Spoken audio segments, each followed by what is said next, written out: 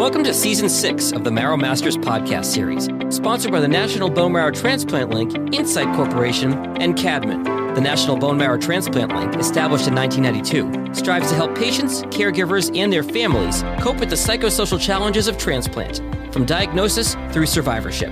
This season focuses on advice for dealing with Gvhd from both patients and healthcare professionals. Here's your host, Executive Director of the NBMT Link, Peggy Burkhardt. Welcome, everyone. This series focuses on all things Gvhd. We're going to peel back some of the layers, talk to experts and patients alike about their struggles, victories, best tips, and so much more.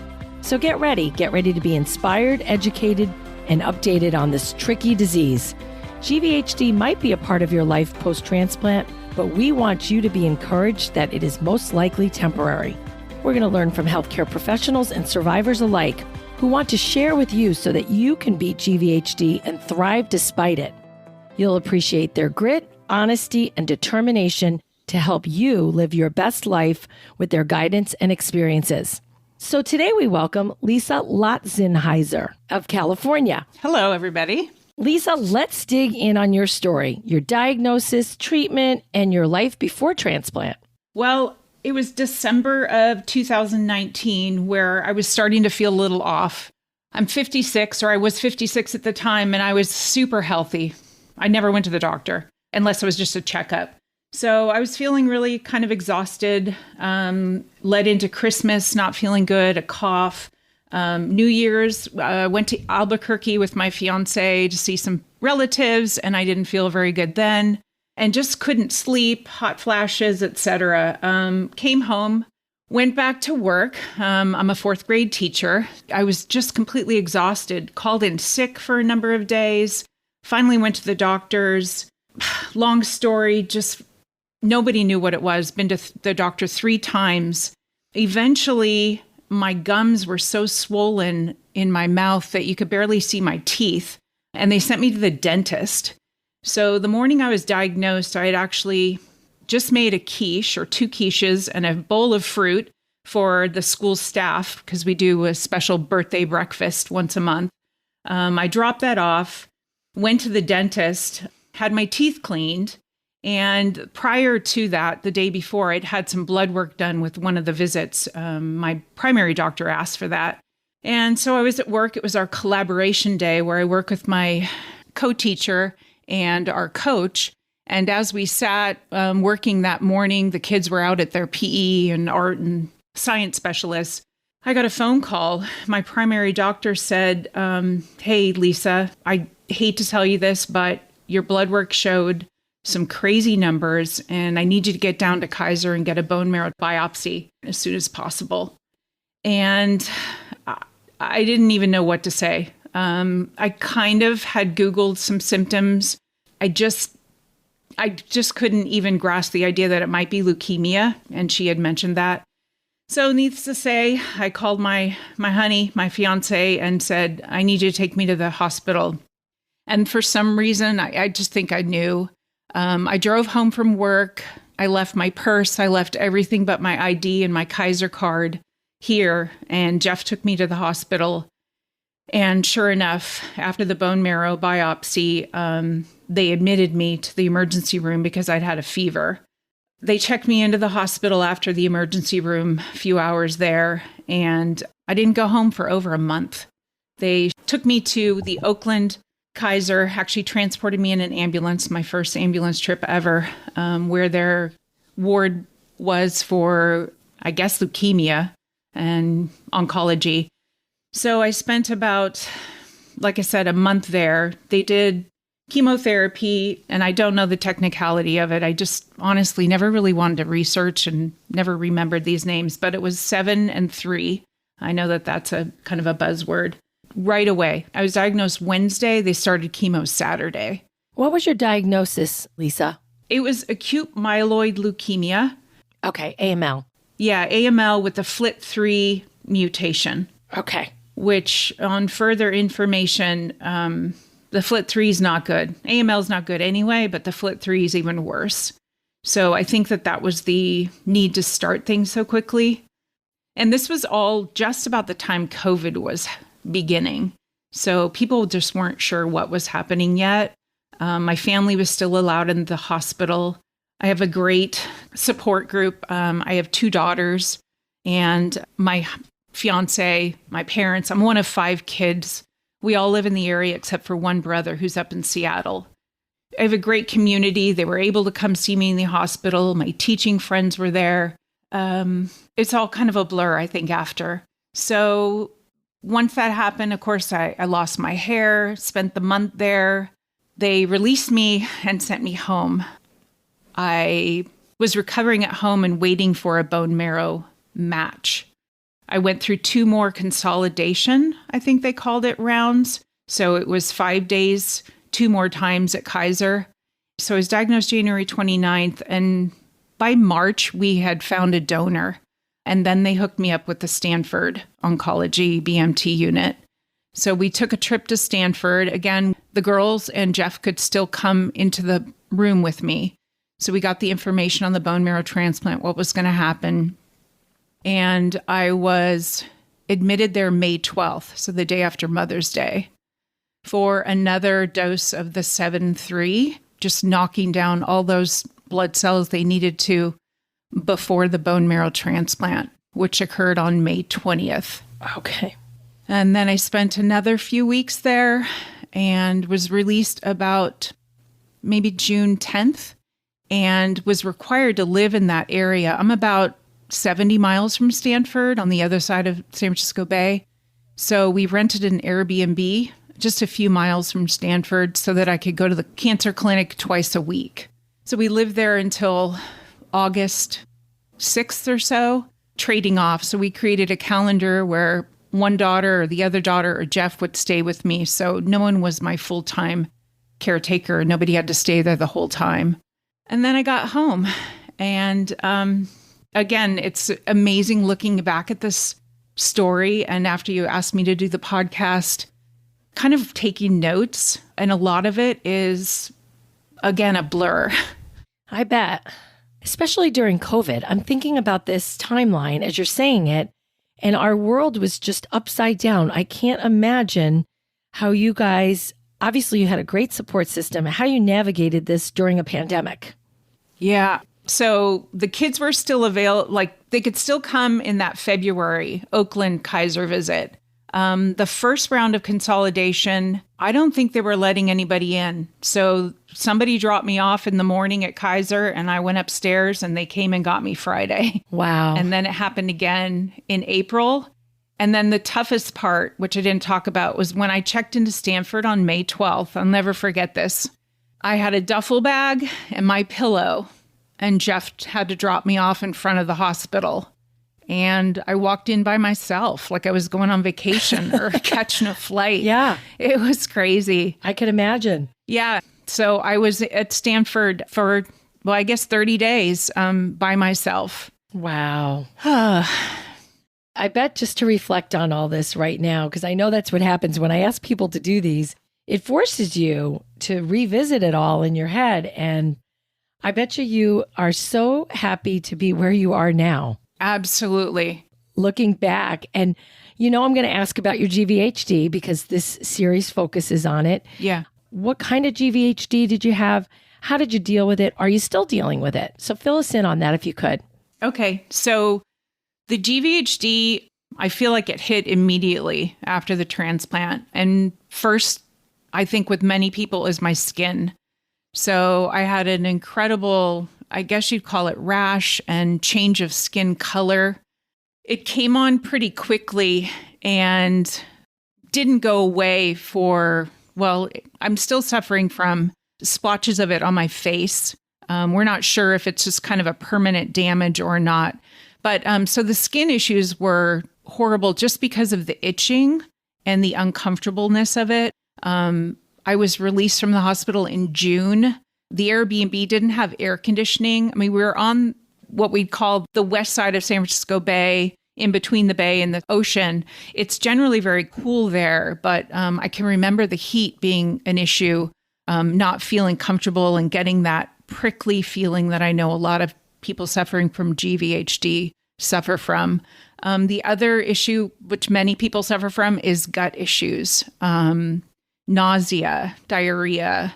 That lasted most of the summer for a long time. We actually had to have I don't know what the test is called, but they went down my throat to check my stomach to make sure that it was GvHD or wasn't. And at the time when we finally did it, they showed that it was not actually GvHD.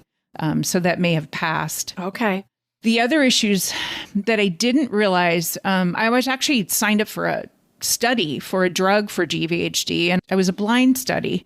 Got my first dose, I think it was probably August. And you're supposed to not know whether you got it or not. But as I was sitting in the chair and getting this long, slow IV drip, my blood pressure bottomed out. I got the chills and some other side effects. So it was pretty clear that I was actually getting the drug. Okay. So we did that and then it was just a day visit, and then came back to Walnut Creek where we live here. And I just kept, doing what I do. And I was starting to suffer from some really serious joint issues, which is GvHD for sure. Like I described to my oncologist later in November, I think I felt like I was 80 years old. And they immediately took me off that study because I guess I was showing too many symptoms of GvHD. But the achiness, I never really lost ability to walk or move my daily routines, but it definitely made an impact. My life before, I didn't really talk a whole lot about it, but I did say I was a teacher, super active, loved PE, loved being outside. I grew up camping. I live on 2 acres in this gorgeous family property, have a 110 vine vineyard. Oh, I'm visiting. It's gorgeous today, too. If we were on video, I would show you all. We used to make wine with my ex-husband. He's moved on. I've moved on. But the vineyard is still there. And it's just a beautiful spot. I grow tomatoes and herbs and with the bone marrow transplant, just all the things I couldn't do. And also just physically with the GvHD, my aching joints and trying to, I couldn't mow the lawn for a year, or actually more than a year, because I'm not supposed to mow the lawn until I was off immune suppressants. So crazy as it may sound, I love mowing my lawn. I really missed it. So life before was busy, and life after the bone marrow transplant and the GvHD limited me. A big, huge thing that still affects me and will for the rest of my life is being out in the sun.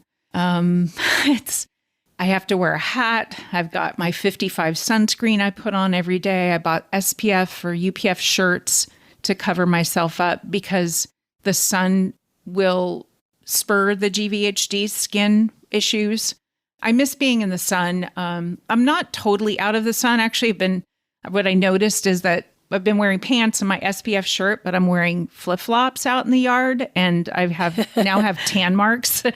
So I know that I'm getting some sun, and my feet are brown, kind of like if you ever know anybody who's a surfer, they wear a wetsuit and they get tan on their feet and their face and their hands. So I'm living with that GvHD, but I must tell people and myself that I have it so good because I don't have it that severely. And I know that I'm in a couple of different Facebook groups, and I know that people suffer for many years and are on large doses of steroids or long-term steroids. And I was really lucky because I just did one small 3 or 4 week stint of steroids. And that was back in November when I was telling the doctor I felt like I was 80 years old. Okay. So we did that. I felt better and went off it. And I'm really trying not to go back on those. Yes, we know all about those. And that's good. Oh, Lisa, I love your attitude. It sounds to me like you maybe miss your old life, but you're grateful to be here, and you really are trying to make the best of it. Absolutely. Obviously, this kind of diagnosis, this changes lives immediately, and it did mine. I was engaged to Jeff. We got engaged December 2018. Okay. We decided not to get married in 2019 because my niece had been engaged and she was getting married, so we didn't want to take away the fanfare of her wedding. So we waited, and our plan was 2020. And here 2020 rolls around January 29th, and I now have leukemia. Sure. And COVID starts. So absolutely no wedding was going to happen. Except that as the longer I was off work and the more I realized because of the bone marrow transplant, because of the GvHD, I probably wouldn't be going back to work for a long time. I didn't want to lose medical benefits. So Jeff and I were going to get married, but we pushed it up to December last year because medical benefits are so extraordinary. I just, again, something else I learned about this disease is the people that don't have the care I have, that don't have medical benefits. Mm-hmm. I wish there was a way we could support every single person and get the care that I got. I'll have to say, you definitely picked a great guy because, boy, were you guys tested right out of the gates. Yes, absolutely. And it sounds like he passed with flying colors. We've actually known each other since high school. He said he fell in love with me on our graduation trip in 1981, where we went to Hawaii. And I knew him, but I had a boyfriend at the time. And, he was just Big Jeff Lotz. And he was everybody's friend. And we came home and went to junior college and then went off to our universities. And he said he came back to the 5-year reunion. He was going to take me out and he thought I was his girl, but I was already with my boyfriend and soon to be husband. Okay. So we've known each other since 1981. And about 11, 12 years ago, we reconnected. So he's been in my life for that long. And it just took us that long to get engaged and married. Wow. Oh, what a great story. He's just fabulous. We moved up our retirement plans in September and bought a 5th-wheel trailer and a new Ford truck to tow it. And we've just been hitting the road. He's also a teacher. He's a special ed teacher, special ed PE. So nice. So many people don't understand that what a heart he must have to be that kind of a teacher, but he's amazing. And with that kind of job, we have the flexibility of traveling. So actually, we just got home yesterday from a trip up to Oroville and the Feather River up in Northern California. And next week, we head down to Pismo Beach. Well, good for you guys. This is so fabulous. If you could see the smile on my face. I noticed something that you had mentioned. I'm curious about this. What's your list of cancer benefits all about? Oh, okay. So the benefits of cancer. So number one is that the day I was diagnosed, it was, like I said, it was a Wednesday, and Jeff called my daughters. And at the time, they were both San Diego State graduates. So they moved from Northern California to San Diego, went to school there. Katie, my younger daughter, stayed in San Diego. And my older daughter moved to Denver a few years before. So Jeff called and said, don't do anything yet, but your mom's just had a bone marrow biopsy. It looks like it's leukemia, and we'll let you know.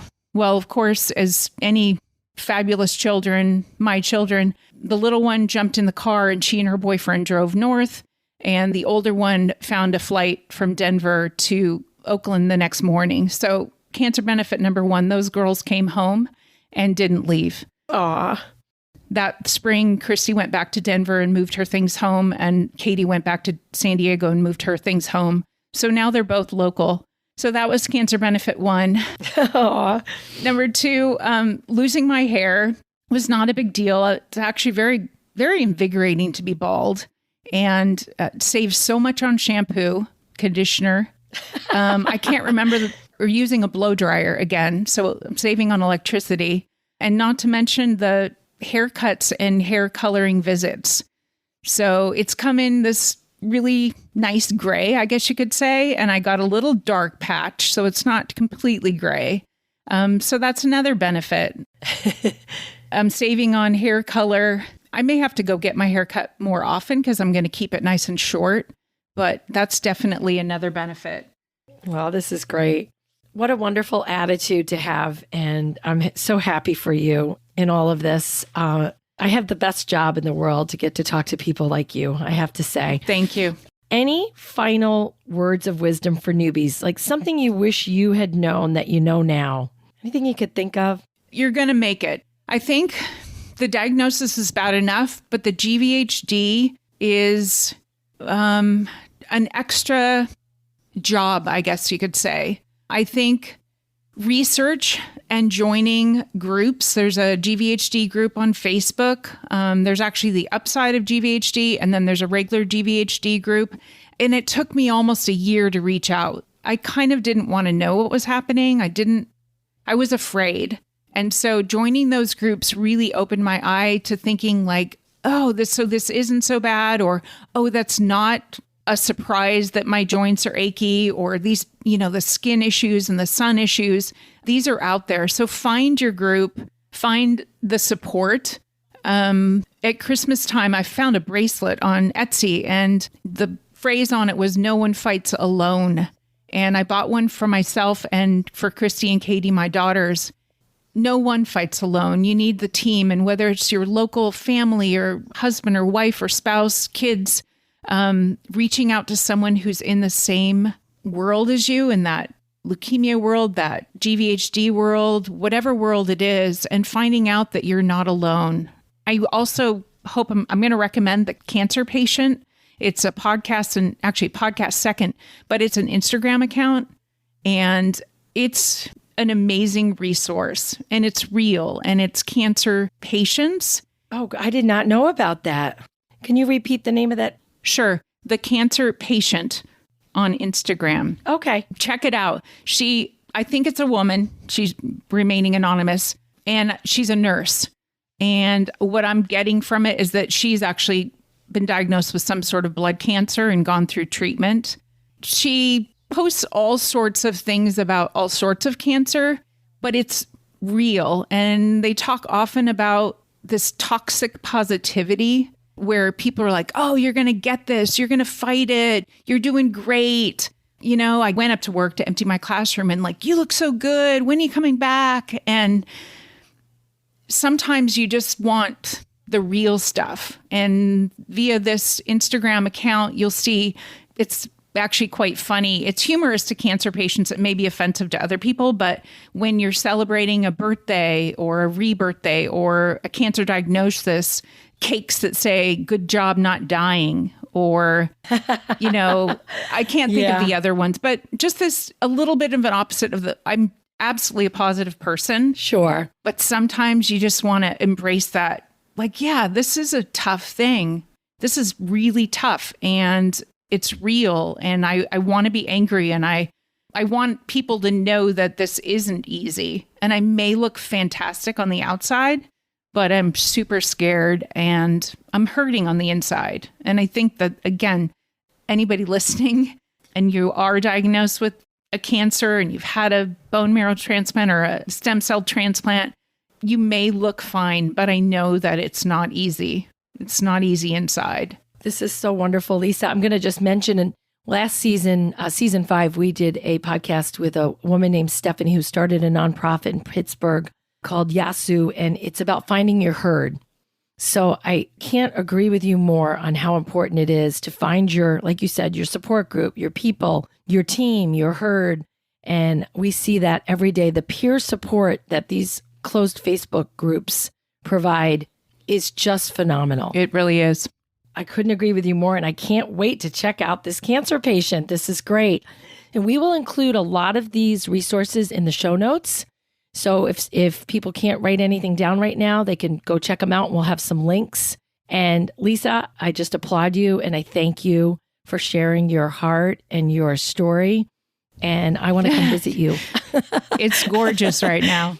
I bet. Well, thank you so much. Is there anything else you want to say as we wrap this up?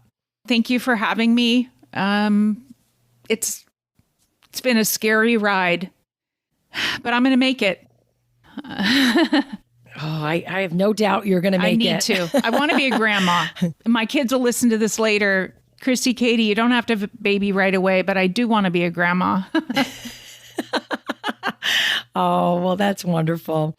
Well, thank you again, Lisa. Thank you very much.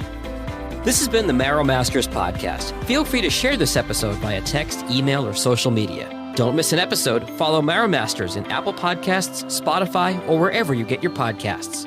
And to connect with the National Bone Marrow Transplant Link, visit nbmtlink.org or click on the link in our show notes.